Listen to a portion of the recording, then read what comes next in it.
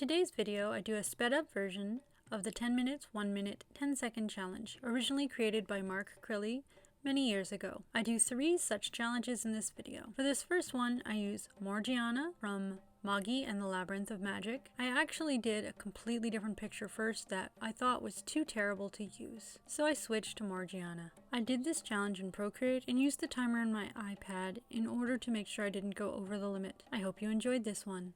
I sped up this traditional art one, done in a tone sketchbook. I also previously put the lines in separating everything and didn't include that as part of the timer-based challenge. Same with the digital art version as well. I also gathered the reference aside from the time limit, and I previously took an unlimited amount of time to do a study that I'm looking at off screen as a reference. I did a separate study of a Corythosaur in a white sketchbook, and then I had all the supplies out and ready to go for this. I made sure to get warmed up and have everything ready to go right on the side so that I could waste as little time as possible during the actual challenge. Preparing reference, preparing things that I'm using, such as the traditional or digital art tools, and the actual layout, including the lines for the borders, is not included in the timer-based part of the challenge. I would assume that no one should include those things in the actual timer limit. I decided I wanted to do a grayscale study on the tone paper because I do like that look and I haven't really done a lot lately. So I gathered a bunch of warm gray Copics, all of my warm gray Copics in fact, some India ink fineliners, though I didn't end up using them in the piece here, a black color pencil, a Prismacolor, a white colored pencil. I actually used a Faber-Castell because I didn't want it to be too bright white, more for blending and more of a pale white, and a very bright white chalk pencil. So the white chalk pencil was the brightest whites for this, in order to provide a good range of tonal contrast, but also be on the fast side. I was thinking about the speed limit. Because I previously practiced this artwork, I'd already looked at how to do it and thought about how to do it more efficiently. I was sort of planning out the most important things and making sure that I got everything done. I knew 10 minutes would be more than enough time for a simple drawing I'd already practiced like this, so I actually probably should have spent a bit more time and effort planning out how I would do the 1 minute and the 10-second decently. Saurus was a dinosaur from the late Cretaceous. It was 30 foot or 9 meters long and has been discovered in Canada. Corythosaurus itself can translate easily to helmet lizard, although as we know, dinosaurs were not lizards and in fact were very closely related to birds and warm-blooded. It was well known that it had a hollow, very plate-like crest on its head, and is said to be closely related to Hypactrosaurus from the USA. Together these hadrosaurians, or hadrosaurids, are sometimes known as the fan-crested Lembeosaurans in the Lembeosaurus family. This was a large dinosaur that had a ridge-like spine on its back. Its snout was shallow and delicate compared to many other hadrosaurs.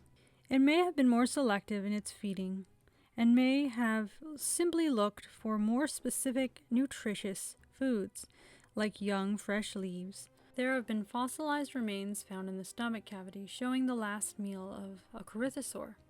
It showed conifer needles, seeds, twigs, and fruits. It's also a particularly well-known and understood dinosaur with many skulls and several complete skeletons. There have also been many obvious, large, and clear skin impressions. The crest on its head was hollow and aided in very loud vocalizations.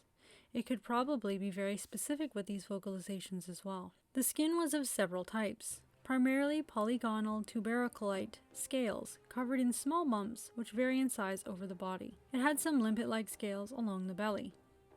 Detailed skin impressions have also been found of many of its close relatives, such as Edmontosaurus and Brachylophosaurus. They had soft padding on their toes, similar to elephants. Evidence shows that they also had quite sensitive hearing, more comparable to modern crocodiles. As for the art challenge itself, as you saw, I used a white chalk pastel pencil in order to do the brightest highlights. It was a General's one. I find them very good and very bright. To blend in the white with a paler white that isn't quite as stark, I used a white polychromos. The black here is a black Prismacolor as stated before. and going over it to add some details, because at this point I was finding I actually had more time than I originally thought. I'm trying to keep everything to be the most important thing, but so that if I stop at any moment, it'll still look more complete. I contemplated for a minute and then decided to come back in. There's a little bit of a risk of getting colored pencil on the tips of my Copics, but I decided I can just wipe it off on a side paper, and I decided to add a little more depth here and implications. I didn't fully illustrate every single scale or details like that because I knew that would be too much to expect of myself to do in 10 minutes. So the finished 10-minute piece is here. Now for 1 minute, I'm not completely happy with what I did because I feel like I could have done better on making sure the tonal contrast was better overall, and I leave this one here in real time. I'm not speeding it up or slowing it down at all, though I did speed up the 10-minute section. I'm trying to work out the most important details. I'm trying to get things more in the correct spot and proportion by comparing directly to my 10-minute study, but I'm also trying to not panic, yet get enough done as quickly as I could.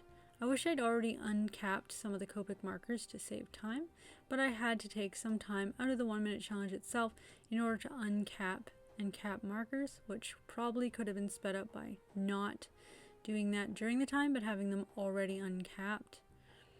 I feel like I probably should have spent a little more time and effort using the black colored pencil to get a correct tonal contrast, and I should have darkened the jawline more. In fact, when I look back on this challenge, I'm a bit disappointed that I didn't darken the lower jaw even more.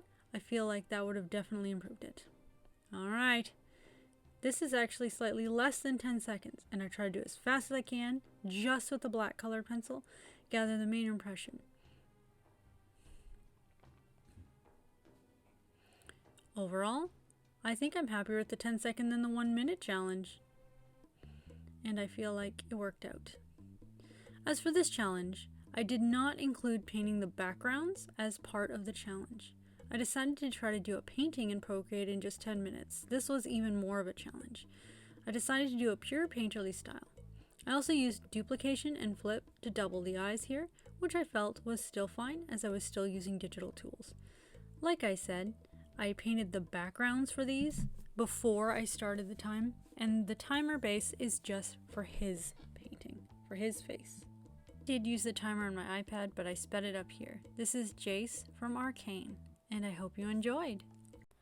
Once again, that's all for this video. If you like my videos, please remember to like, subscribe, and turn on that notification bell to all notifications so you will know when a new video comes up.